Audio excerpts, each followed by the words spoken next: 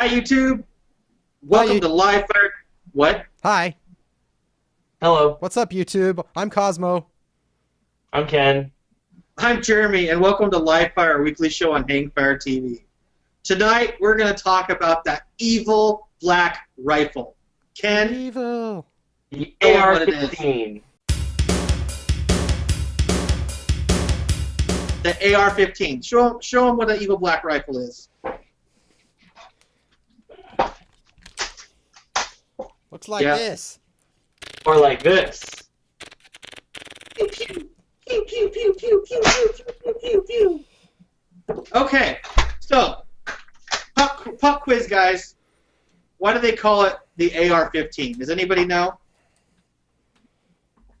Anybody? Bueller? We can't hear them answer us. Oh, that's true. I'm sorry. I was talking to you guys, Tell actually. me okay. why it's called here. Why is it called the AR-15? It's the Armalite Rifle 15. Right. So, AR, common misnomer. AR, people think it stands for assault rifle. It's not true. It does not. Nope. Armalite was the company that originally designed the AR-15, and then Colt bought the rights to the AR from Armalite to start manufacturing, I think in the 1960s or some point. I'm not entirely sure. So, however, I wasn't around to care, so. yeah, neither was I. But the great thing about a lot of the AR-15s is that they're like Legos for adults. You could build your own AR. So, I know, Cosmo, you've done a lot of building of AR, so let's talk a little bit about, I don't know, what's involved with building an AR. Well, first of all, you need a lower receiver, like the one you were waving around, which is... This is a AR lower receiver. It's a stripped one. It means it has no internal parts. This is the only part of an AR that is serial numbered and required to be purchased through an FFL. This is the only part. Everything else can be mail ordered and delivered straight to your door. So this is the part. That's the This gun. is the actual firearm. This is the gun right here. So based on this, you can buy mil-spec pieces from any vendor you want to, and they pretty much all are the same specifications. You buy parts from a lot of different vendors. Build your own AR. Any combination, any barrel shroud, handguard, muzzle device. And also caliber. Oh, Exactly. yes. There's a lot of calibers of different ARs out there. Cosmo, you have which ones? Which ones do you have? 223, of course. Yep. Actually, it's And? 5.56, but, well, there's 300 blackout. 6.8, You could get 9mm. 40, 45. Pistol caliber carbines, yeah, you can do those. 45 doesn't fit in a No? AR-15 magwell. Oh, okay. So they make It's a special special receiver. lowers that are made for 45. The same with 308. You know, They also also 308, make special AR-10. lowers. yeah. They So also make special lowers to do 7.62 by 39. true that. What about You can have what an about AK. 50? You could have an AKAR, which is That exists. They also make a 50 Beowulf, which takes Yeah. a standard PMAG and lower, or That's you true. can get a custom upper to shoot 50 BMG and just use a lower receiver for your trigger group. Ooh, that sounds like fun. It probably Actually, is. it's extremely painful to shoot. Ah, you wimp. Are you going to be like that guy that was on the news that said shooting an AR was... Give Did me- you read that? It gave me Oh my God. PTSD, and I was all angry, anxious. It and sounded like a blah. cannon going off, and it hurt and bruised my shoulder. Really? Hey, I know. We should take that guy out and have him shoot your Mosin. Oh. Oh my God. Oh, He would die. oh my. Or, Yeah. or my 8mm Czech Mauser. He would probably have a coronary and have a heart attack and die right there at the range. Yeah. No, there's a couple of companies that make the 50 BMG bolt-on upper, and it doesn't have the recoil mechanism that like a Barrett has, so it's a lot harder to shoot. After a few rounds, it's quite painful. Oh, I'm sure it is. But And expensive. it'd still be I'm sure. fun. Oh yeah, you only need to do it once just to say you did it. Yeah. True that. It's like $5 per round or something like that. Ridiculous. Yeah, maybe. You use a whole No. bottle of powder just to get one charge off. Yep. Not a whole So model. Cosmo, It's not that bad. do you have any Oh, tools jeez. that are especially required for assembling an AR? Yeah, so to put a lower receiver together, it's pretty simple. You can use some punches to put in roll pins. That's just about all you need to do the lower. Although there is the castle nut that holds the buffer tube on right here. There's a special wrench that fits on that to tighten that down. You can get like one of those AR-15 armorer's wrenches that has all the different parts on it in one tool to do those things, along with the flash hider, tightener for doing the upper, as well as the barrel nut. So really, there's only a couple things you need, and that's one of them. It's pretty easy. So, If you have a vise and arms, you could probably do it. so I would say a vise is kind of required. It's extremely difficult to assemble it without to torque the barrel nut down properly and Yeah. the stock and you, upper and tube you, nut down you need the properly. special upper receiver vise that actually holds inside the that clamps around the outside of the upper, because you can actually twist the barrel extension if you don't do it right, or you can actually crack the upper. So Yeah, there are a There's couple also special one for the tools. lower as that's well. basically the Hey. other piece that I was saying, or the other tool I was saying you needed. Yeah, for the But I've lower, never- I have a 3D printed block that just goes into the mag well, and then you can clamp that in the vise, which is sufficient for, tightening down that castle nut. Which, I've never had to use one before, the vise for the lower. I just do everything by hand, and I don't seem to ever have a problem with the castle nut backing out. So, the lower receiver vise component, I don't think it's that necessary, but the upper is very important, because if you torque that barrel down and you don't have that upper receiver clamped down properly, you can crack the upper receiver, because it's just cast metal. That's all it is. Well, it's aluminum to make it light. Yeah. So it's extremely soft. So, but besides buying whole lower receivers that are stamped with the serial number you have to buy from an FFL, you can also purchase an 80% lower, which we talked about last week. Yes. That because it's not completed with the fire control pin set, that it's not registerable through an FFL, or you don't have to purchase it through it. It's not actually a firearm yet until you mill out the pocket for the trigger. Basically, it's a big paperweight. Yeah. Which So, and- unfortunately doesn't really save you any money. You think they It's would sell actually a them lot more cheaper. time consuming and expensive. Yeah, you think they'd be cheaper because they didn't have to finish it, but they're not. Like this one, for example, this is an Anderson. These are pretty much the bottom of the barrel. They're still, same mil spec as, a Spikes or a Colt, but just because it's not a name brand, you can get these for $35-$40, maybe even $50. It depends on if you find a good FFL that doesn't have has good prices. I got this one for I think $35 or $40. And But this my one is a Rainier Arms, and it was 3 times that price, but it's the Right. same thing. It's because of the name, and I bet you it was probably stamped and built at the same foundry. To be honest with you. Yeah, the forging is probably the same. So this What is it? Magna? Not Mega. Mega does. There you go. There's a Mega. This is what you end up with when you grow past those cheap, ugly AR lowers and you want the nice shit. Oh please. That is billet, and that's about Yeah, I was gonna say. that's about twice the price of Ken's. So And that's a milled out of a single block of aluminum, is it not? yeah, and it's got a special upper that matches it too. Like you can see. I was just gonna ask, is that a match set? Yeah, you can see it.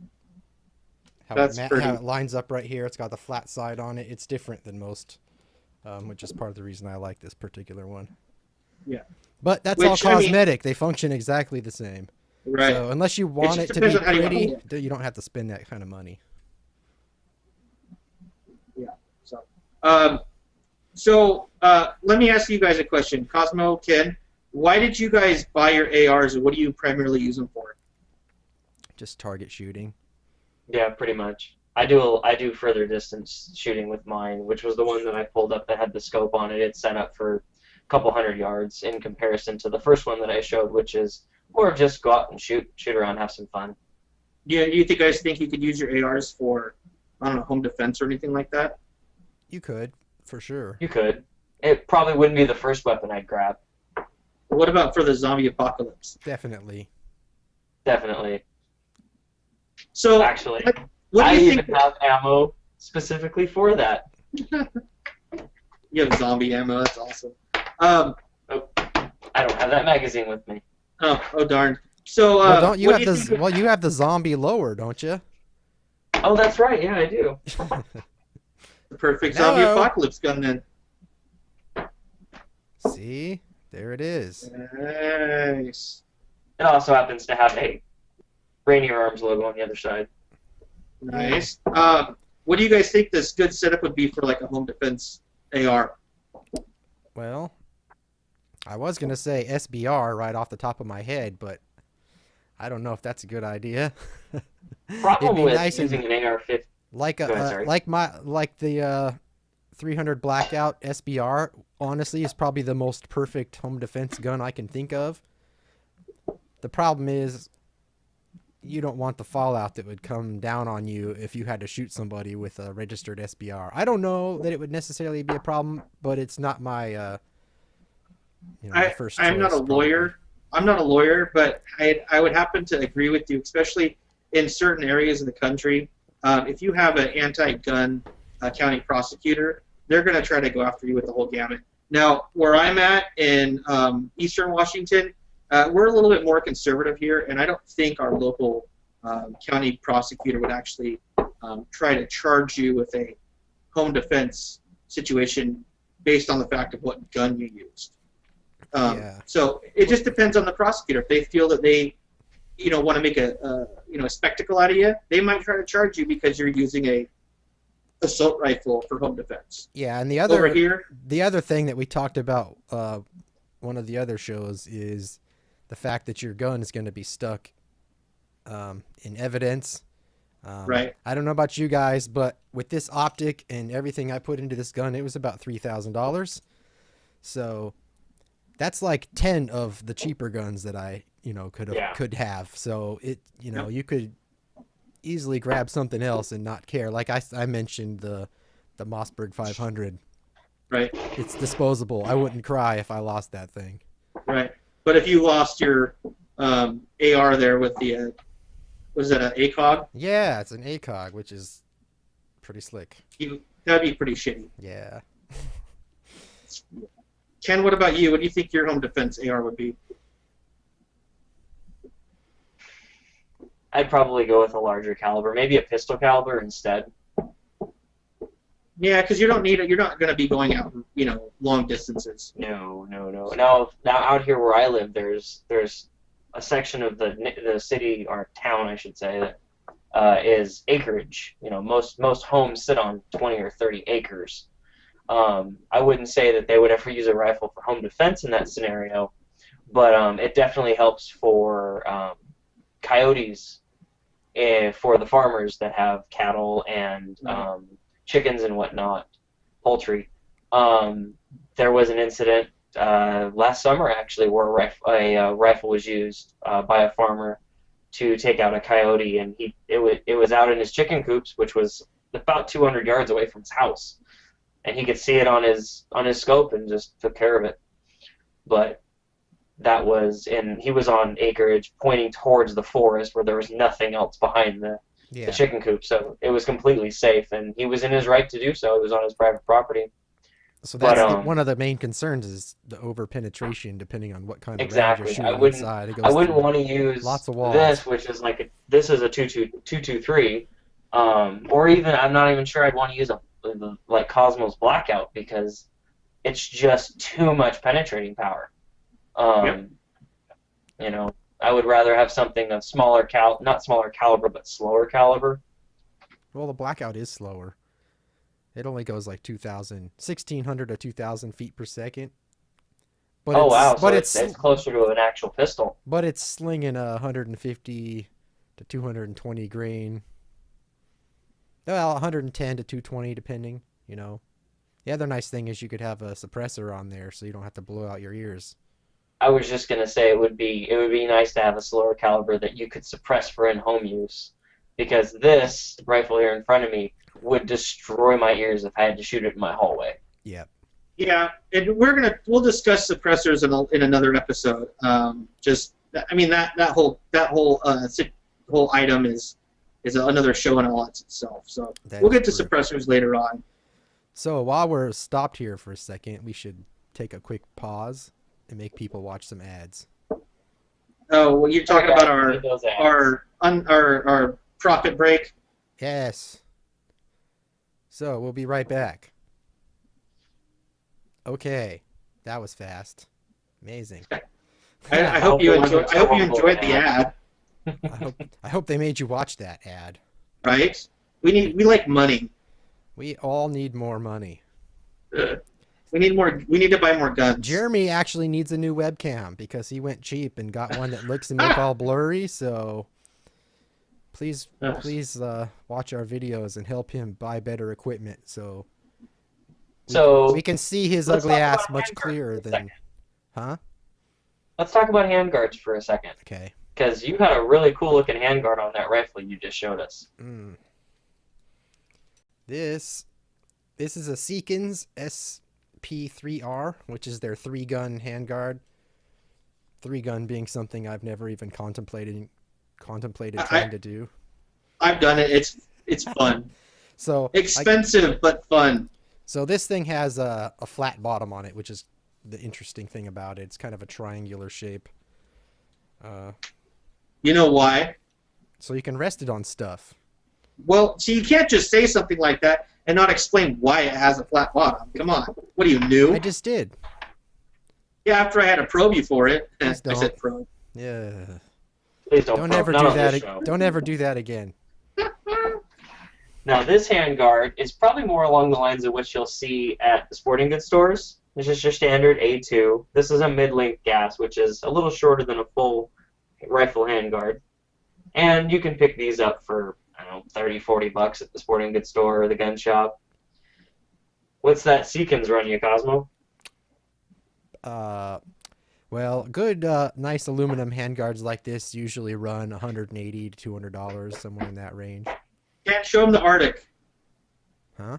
Arctic. Don't you have one that has an Arctic Components handguard on it? Yeah. That free flow? This guy here. Yeah, I had that on my rifle. What the hell was that other rifle you were just holding up? What's that? Never mind. I didn't realize you were waving 2 guns around here. Yeah. Because I was like, what happened to the OD green handguard you had? That would be this one. Yes, I see that. And speaking on 3D printing from earlier, this, if I can point to it. You can't. Is a 3D printed rail. Really? Yep. Cool. Does it work? Absolutely. It holds a laser quite nicely. Cool. I probably wouldn't put anything on it that's going to take any abuse because it would probably not hold up. That's pretty slick.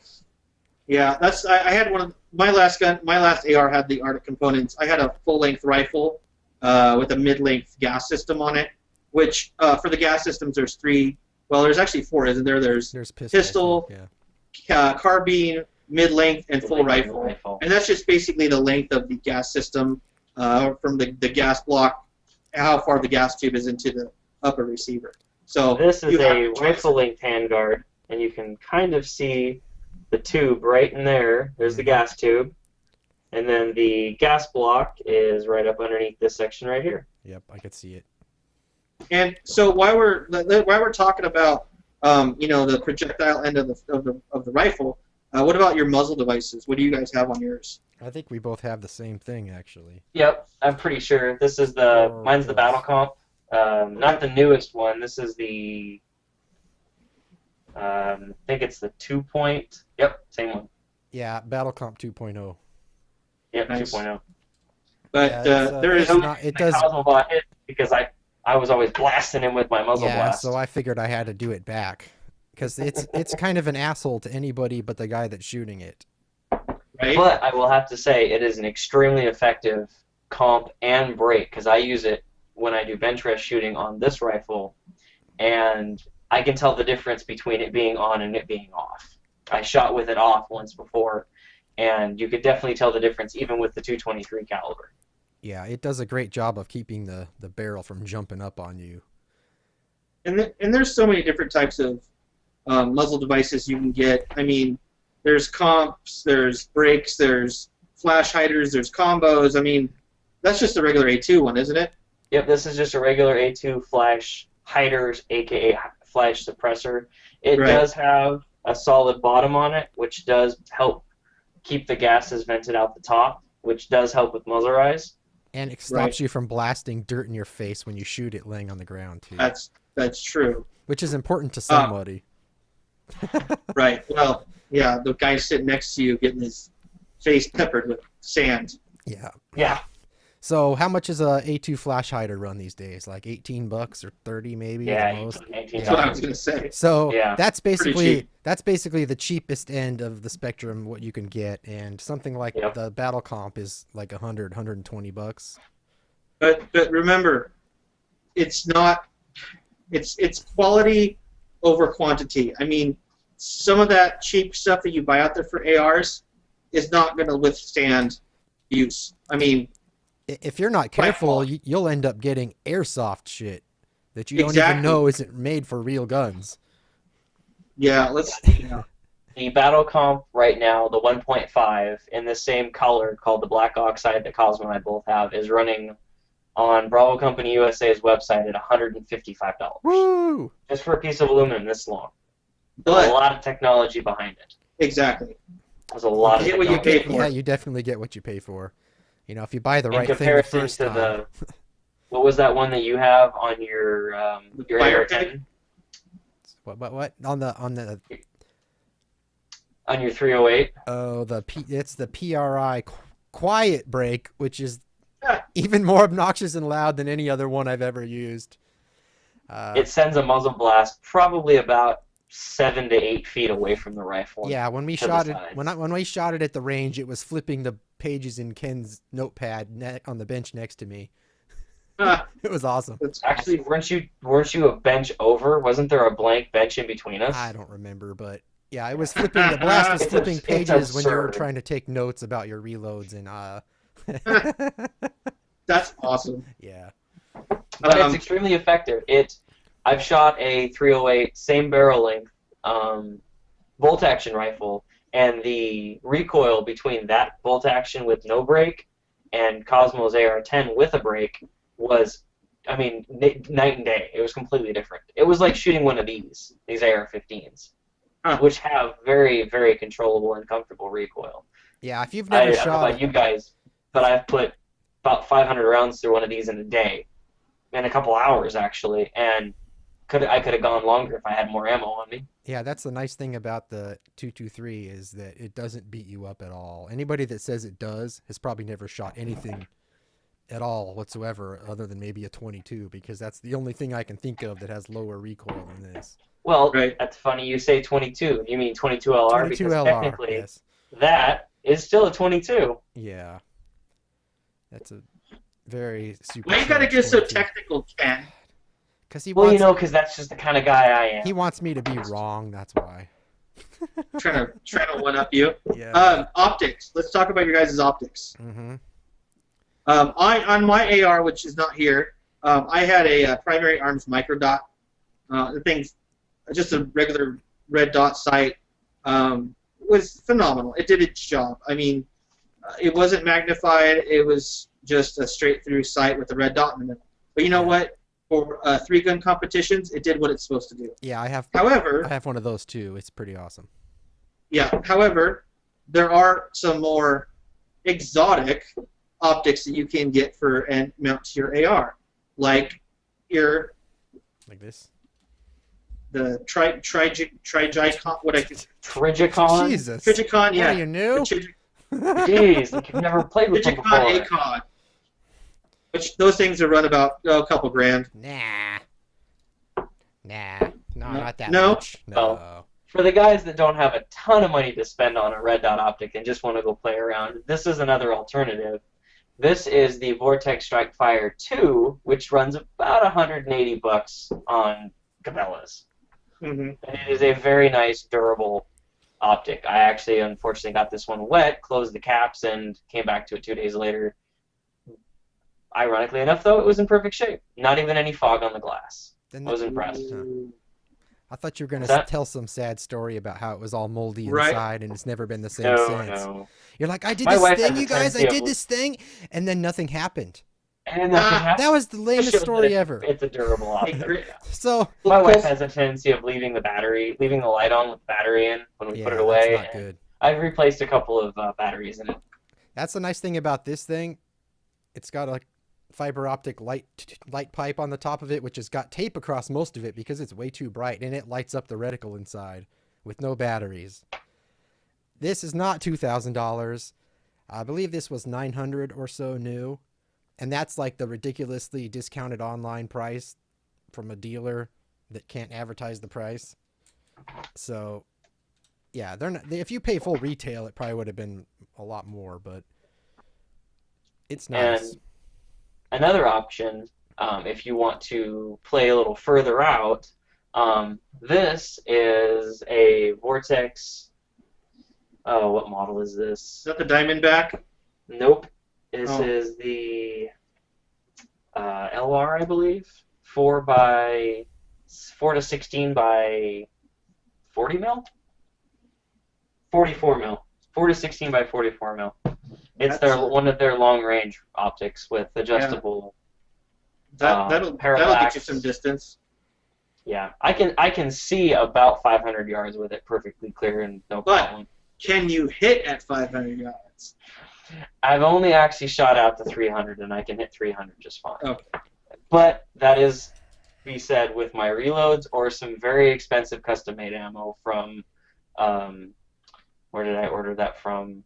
It was one of the custom companies that you can order online. It shoots a Sierra Match King 69 grain. Right, so that's more appropriate for bench shooting and whatnot. This thing I have is this thing has 4 times magnification, and it's, well, I'm not gonna lie, it's got a reticle that's intended to help you shoot people at various distances. That's just how it is. So it's the military uses those. That's why. Yeah, that's what it's for. It is a military grade optic, where that Strikefire is a civilian grade optic with just a little red dot or green if you want to change the color. So you guys want to talk about the legalities of AR-15s? What legalities are there? They're a rifle. There's nothing right now except for the barrel length. Not today. Ever since the assault weapons ban ran out, and they've been chomping at the bit to dump some more quarters in that machine to renew it again. So you're talking about the Violent Crime Control and Law Enforcement Act of 1994? Is that what you're referring to? Also known as the Federal Assault Weapon Ban? I don't know what it's called. I didn't care back then, to tell you the truth. Right? I was too young. So basically what that did is that limited certain cosmetic features of AR rifles or certain rifles. That these cosmetic features apparently made these rifles more lethal. They're more dangerous. Really what it is they look scary. Because you could take, I know, right? You could take a rifle that has a wood stock on it and none of the extra features, and it would be completely legal, but you add a couple more devices to it, and it suddenly becomes an assault rifle. Yeah, just having a threaded barrel. Right, or a detachable magazine. Ken, magazines, let's see the PMags. So, I have a couple different versions here. Which one are you first? Shh. What are you new? Sorry, I put you on the spot. I apologize. Nope, sorry about that, guys. My mic came unplugged. Oh. Well, that sucks. We have a couple different versions here. This is show the 10-round first. I don't have the 10-round. I can't find it. Oh, okay. It's in my other shooting bag. Got it. So, which one are you going to show up first? I've got both the. What is this? The Gen 3. So I've got the Gen 3 and the Gen 2 20-round PMags. Oh, aren't those cute? Assault weapon ban between 1994 and 2004. Those would have been illegal to buy after the ban went into effect, because the ban also limited how many rounds of ammo you could have in your, or the size of the magazine. You could limit it. It was limited to 10 rounds. So the those capacity magazines. of the magazine. A 10-round capacity. capacity, yeah. And some Yes. states still So- have those laws on the books. California is for one, New York, and or they've Washington, gotten even DC, more strict than that. Right? What, they do 8 rounds now? Well, I think the SAFE Act in New York made them go down to 7, but then it got overturned and switched back to 10, if I remember right. I try not Yeah, to they pay were attention. making people only load 7 rounds in the magazine. It's like, Right. really? So here's the thing. This ban was passed at September 13th, 1994, signed into law by Mr. Billy Clinton. The only reason why it passed is because it had a sunset provision, which allowed it to required it to sunset September 13th, 2004. Right before that happened, about a year prior, there was talk about renewing it.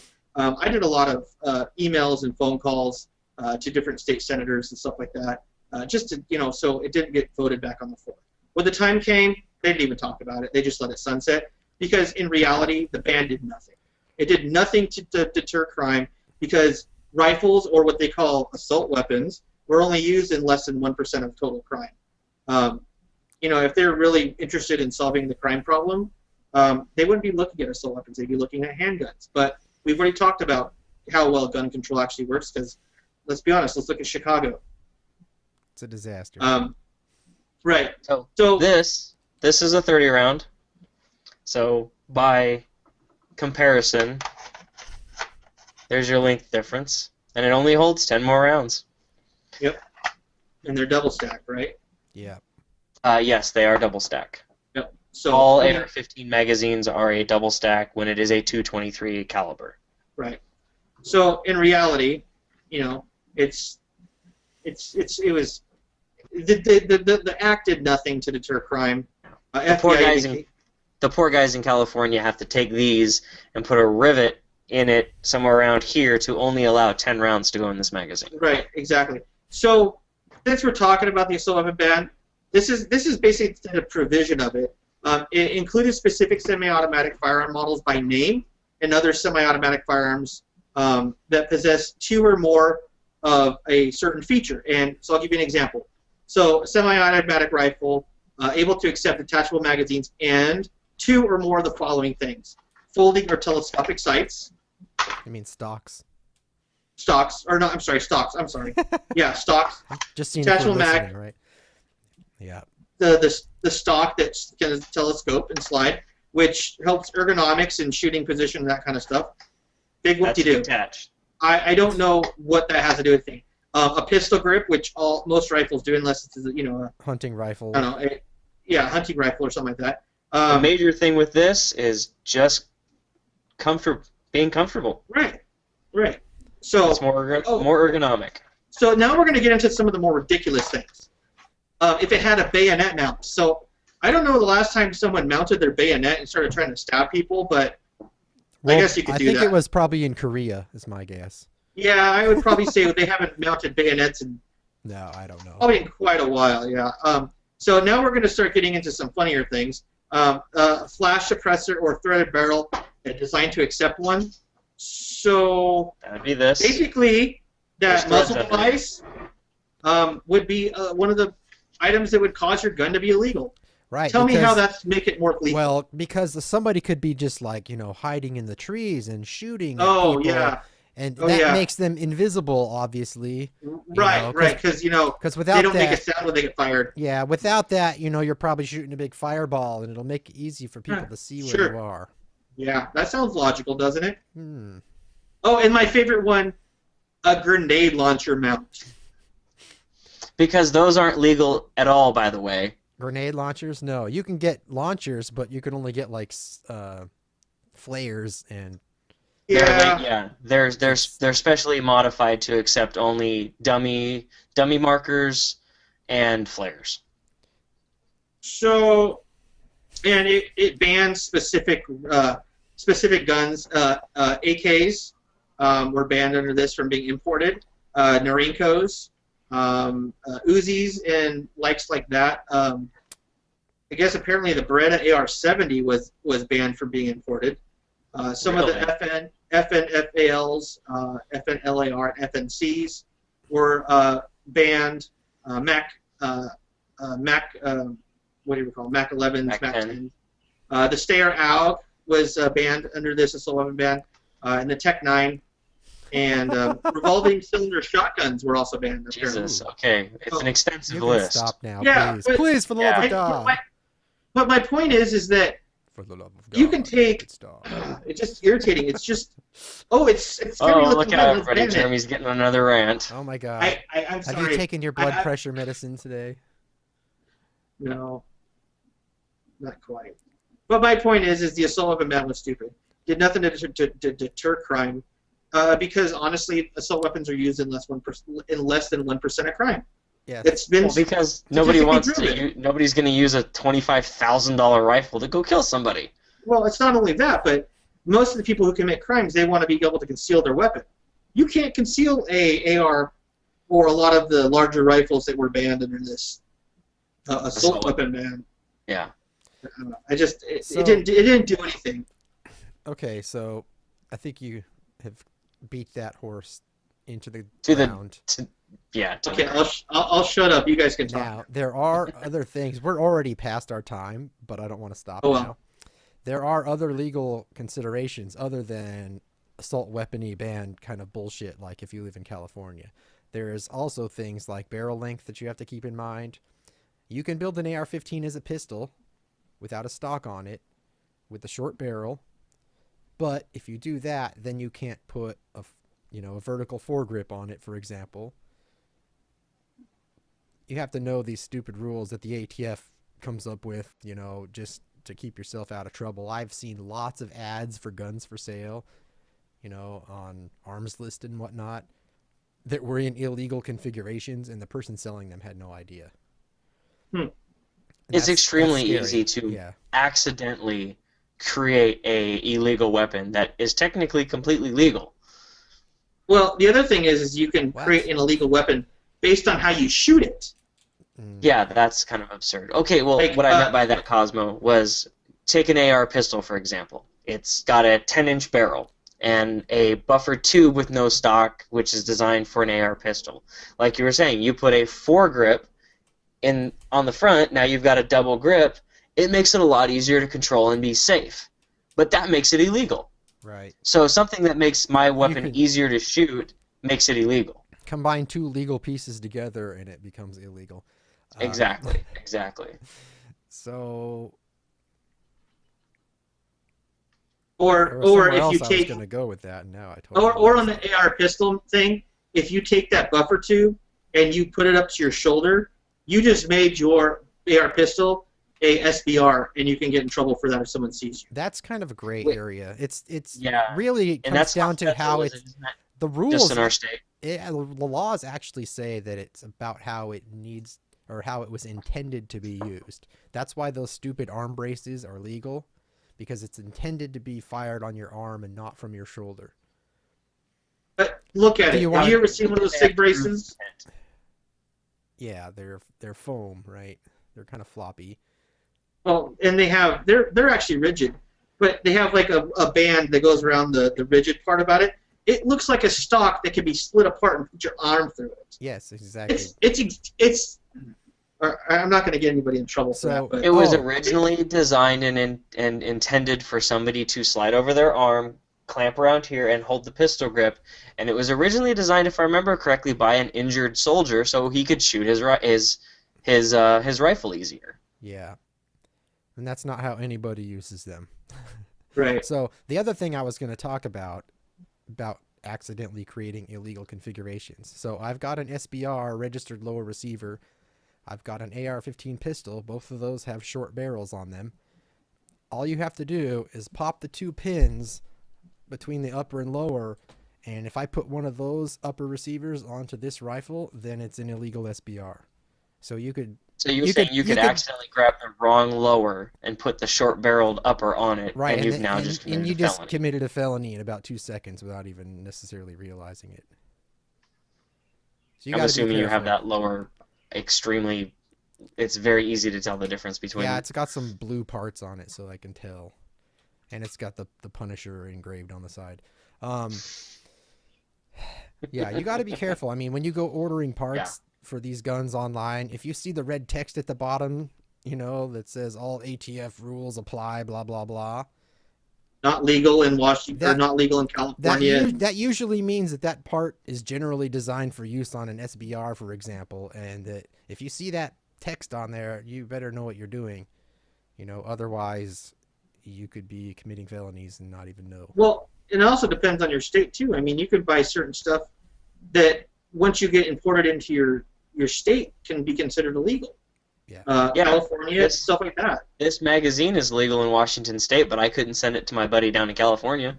Right. Poor guy. You need to check your local laws, because every state's going to be different. All right, and with that, I think we should probably stop here because we could keep going on for hours in this conversation. No one cares. We didn't mean to make AR talk turn into gun law talk, but it needed to happen. It's going to happen because, I mean, with all the stuff that's been going on recently, they're talking about redoing the assault weapon ban. Everybody needs to know what it's all about. Do your research. Call your senators. I mean, most people that probably watch this show are probably fans of the Second Amendment, and if you want to protect your rights, you need to call your senator, let them know where you stand on it. They need to know what the constituents think. Yeah. Yeah. It's the loud people are the ones that get the attention. So and if you just sit unfortunately, around and let the anti-gun whiners complain, then they're going to win. And unfortunately, where we're from, our two state senators, they don't give a shit about guns. They'll ban them if they have a chance. They already so don't waste your time with those two. They already announced that they were all about it the other day. Yeah. It was just disgusting. I've emailed them before, and from both state senators, I've got the same canned response every single time. It's the exact same letter, just a different signature. They don't fucking care about guns. They do care. They care about us not having them any chance they do. I'm sorry. They do care. They don't care about keeping our rights. They don't care about the Constitution. They'll strip it away from you the minute they get a chance. Actually, your local representatives matter too on a state level, not just the people making federal law. So my local representative actually stopped by my house the other day. Unfortunately, I was shocked. Wow. He left a note on the door with this little card and stuff saying, "Sorry, I missed you." And I was like, no, that guy wasn't really here. I've emailed him before about gun bills in this state, and he's actually, fortunately, on our side.